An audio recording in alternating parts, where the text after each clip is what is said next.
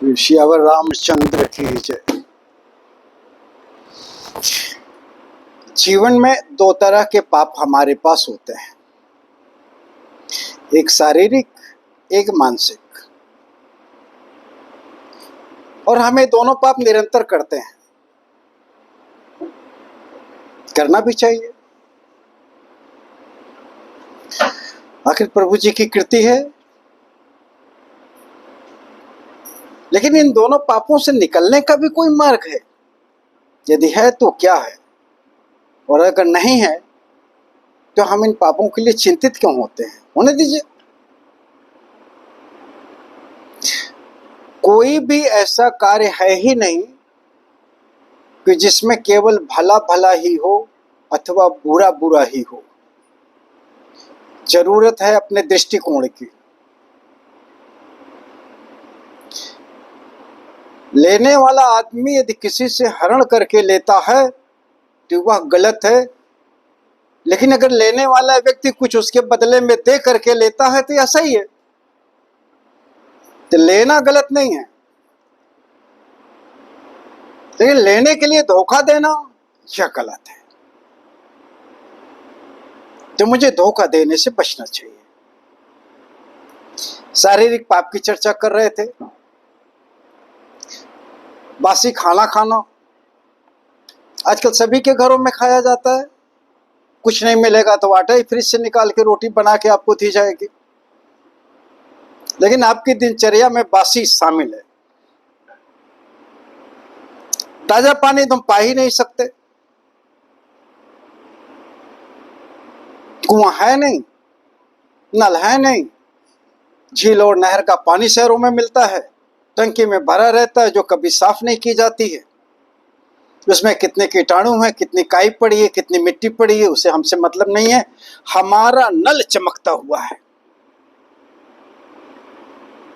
पानी के बारे में मैं नहीं जानता। उस पानी के लिए फिल्टर लगता है,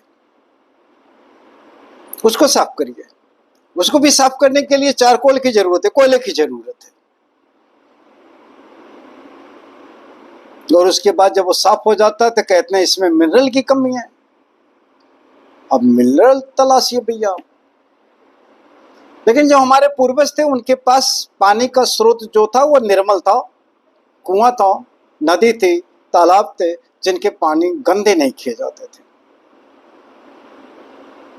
तो बासी भोजन, अशुद्ध जल, जमुआई आना, मैल वस्त्र धारण करना, रात्रि में देर तक जगना, सुबह सूर्य की किरण का कभी दर्शन ना करना, दिन में बिस्तर पर पड़े रहना और रात में 2 बजे तक जगना और घूमना, अपना कारोबार करना, अगर यह मेरी दिनचर्या है तो मैं निष्पाप नहीं। यह शारीरिक पाप है। सूर्य ऊर्जा का स्रोत है। जब ऊर्जा का स्रोत सूर्य अस्त हो जाता है तो उसके 1 घंटा 2 घंटा तक ही हमें कार्य करना चाहिए। बहुत करिए 3 घंटे तक कार्य करिए। आप ये जरूर जानते होंगे जो अक्सर रात्रि की ड्यूटी करते हैं, तो डॉक्टर भी बताता है रात्रि का जगना स्वास्थ्य पर विपरीत प्रभाव डालता है। फिर भी हम टीवी देखते हैं, आजकल मोबाइल है, मोबाइल पे लगे रहते हैं। मुझे रात में 12 बजे के पहले तो सोना ही नहीं है। ये कुछ ऐसे कर्म हैं जो शारीरिक कर्म हैं और पाप युक्त हैं। इनसे अगर आप बचने की चेष्टा करेंगे तो शारीरिक तौर पर अगर आप निष्पाप हो जाते हैं, सुबह स्नान कर लेते हैं, स्वच्छ धुले हुए वस्त्र पहन लेते हैं, आपकी दिनचर्या सही हो जाती है, आप अपने काम को सुबह निपटा लेते हैं समय से, तो आपका दिन मंगलमय होगा। आलस्य नाम की चीज आपके पास नहीं होगी। तो अगर आप हमें निष्पाप बनना है तो सबसे पहले हम शारीरिक तौर पर निष्पाप बनेंगे तो मानसिक पाप जो हैं वो आधे कम हो जाते हैं।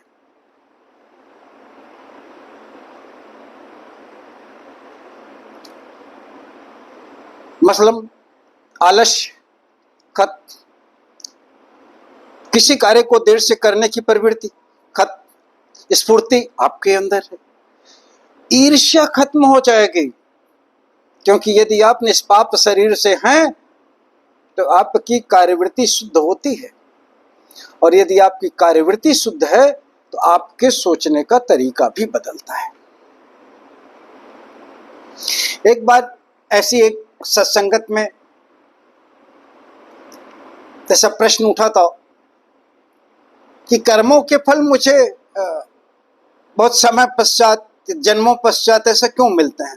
यदि हम बुरा कर्म करते हो तभी हमें तत्क्षण अगर हमें इसका प्रतिफल मिल जाए, इसका परिणाम मिल जाए, तो बहुत सारे पाप रुक सकते हैं। पाप और पुण्य और इनके परिणाम तो एक रस्सी के दो छोर हैं। परिणाम किसी छोर पर है और कर्म किसी छोर पर है, ये दोनों एक में मिलते नहीं हैं। आप पाप या पुण्य आज आप करते रहिए, परिणाम तो एक अवसर के बाद ही मिलेगा। क्यों? प्रत्येक पाप का यदि परिणाम तुरंत मिलने लगे, झूठ बोलने वाले की जीभ टेढ़ी हो जाए, ईर्ष्या करने वाले क्या दूसरे को देख के जलन रखने वाले की आंख टेढ़ी हो जाए, किसी के बुरा करने वाले या किसी को दंड देने, अनायास दंड देने वाले व्यक्ति के हाथ टेढ़े हो जाए, तो पता लगेगा प्रायश्चित शब्द का तो कोई मतलब ही नहीं रहता। आत्मावलोकन और आत्मचिंतन का तो कोई मतलब ही नहीं रहता है। ईश्वर ने प्रत्येक प्राणी को, प्रत्येक जीव को, खास करके मनुष्य को, तो अपने कर्मों का चिंतन, पुनः चिंतन करके उनको सुधारने का अवसर तो दिया ही है। हमारे गोस्वामी तुलसीदास जी, ऋषि वाल्मीकि जी, ये सब इसके उदाहरण है। ऐसे कई सारे उदाहरण है हमारे यहाँ। स्वामी विवेकानंद उसमें से एक है। जब हमारी दुष्प्रवृत्ति सत्प्रवृत्ति में बदलती है तो यह एक समय लेती है, और यह बदलाव की प्रक्रिया हमारी साधना से आती है, और वह साधना मेरी आत्मचिंतन की होती है। इसी आत्मचिंतन के लिए ईश्वर ने आपको समय दिया है कि आपके कर्म और फल के बीच में जो समय है, जो अंतराल है, वह इस सुधार के लिए है। कुछ लोग प्रश्न ऐसा करते हैं कि तुरंत करे तुरंत फल मिल जाए। नहीं, आप ईश्वर की एक अनुपम कला है, आप अनुपम कृति हैं। मानव जीवन ऐसे नहीं मिला है। आपके अंदर विवेक है। अगर तुरंत आपने कर्म किया और तुरंत अगर आपको फल मिल गया तो ये विवेक, सत्संग, भगवत चर्चा, ये सब तो कुछ रह ही नहीं जाएगा। एक तरह से मशीनीकरण हो जाएगा। मशीनीकरण का जीवन बड़ा कठिन है। भावनात्मक जीवन ही जीवन है। यदि हम में संवेदना, भावना अगर शून्य हो जाती है तो हमारा जीवन निरर्थक हो जाता है। और ये संवेदनाएं और भावनाएं ही आपको अध्यात्म की तरफ ले जाती हैं। यहीं आप चिंतन करते हैं, यहीं आप प्रायश्चित करते हैं, यहीं से आपके जीवन में बदलाव आता है। मैंने आपसे चर्चा की थी कि कुछ भी ऐसा नहीं है कि जहां आप लेने के बारे में सोचें और देना ना शामिल हो। जब हमारा लेना और देना समान रूप से चलता है, मेरी अंतर्दृष्टि अगर समान हो जाती है, तो मैं किसी की सेवा करके उससे कुछ उपकार स्वरूप लेता हूँ। मैं उससे भोजन आदि पाता हूँ, वस्त्र आदि पाता हूँ, द्रव्य मांगता हूँ, क्योंकि मैंने उससे सेवा। देने का भाव ही देवत्व का है। लेने का भाव बिना किसी को दिए हुए कुछ, ये तो असुरों का भाव है। आसुरी प्रवृत्ति में आप ना जिए, देवत्व की प्रवृत्ति में जिए। किसी से कुछ ग्रहण करें, कुछ पाएं अगर, तो अनुग्रहित होना ना भूलें।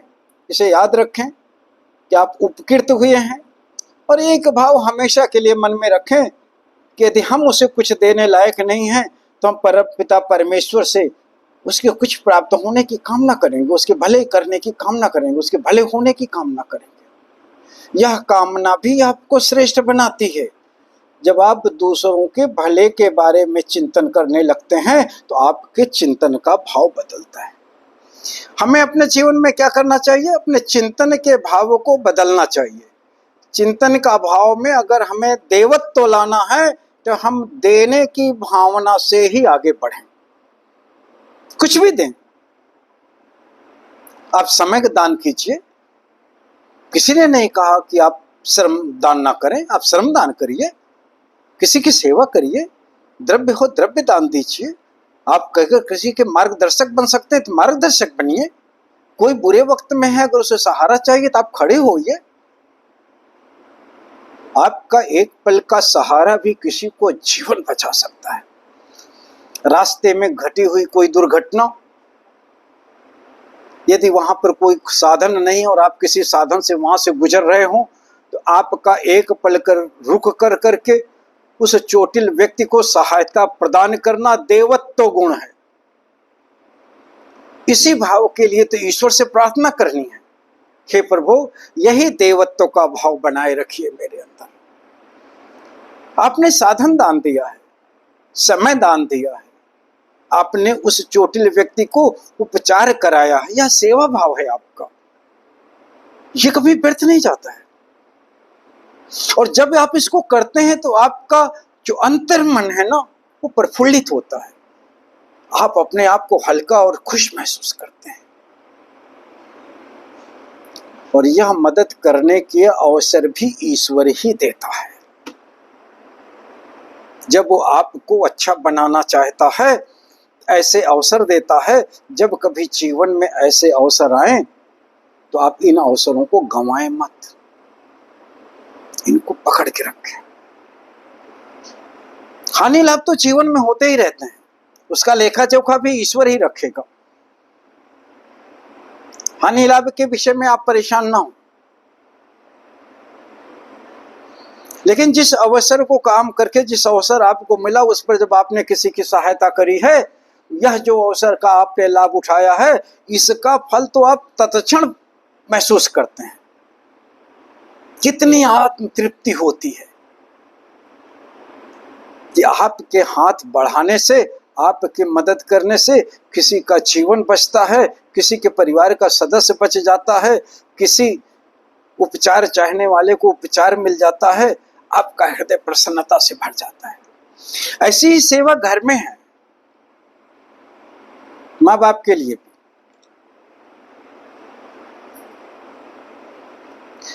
बिना मांगे उनको पानी दिया जा सकता है, बिना मांगे उन्हें भोजन दिया जा सकता है, बिना कहे उनके हाथ पैर दबाए जा सकते हैं, उनकी सेवा की जा सकती है, उनके वस्त्रों का देखभाल किया जा सकता है, उनके आशीर्वाद प्राप्त किए जा सकते हैं। हमारे पितरों का तो आशीर्वाद अमोल है, उसकी तो कोई कीमत है ही नहीं। जो देवता भी नहीं दे सकते वो हमारे पूर्वज देते हैं। मेरे जीवन में मेरे माँ बाप ही हैं जो स्वयं दुख वहन करते हैं, लेकिन अपने संतान के लिए सुख की याचना करते हैं ईश्वर से। जिन्होंने खुद के लिए मोक्ष ना मांगा हो और अपनी संतान के लिए सुख की कामना की हो, उनकी उन्नति की कामना की हो, ऐसे दिव्य महान पुरुषों की सेवा से भी हम वंचित हो जाएं। अगर हम इनकी सेवा से वंचित हैं तो आप यकीन मानिए हम देवत्व से बहुत दूर हैं। हम देवत्व के करीब भी नहीं हैं। हम देवत्व शब्द इस्तेमाल करने लायक, इसका प्रयोग करने लायक नहीं है।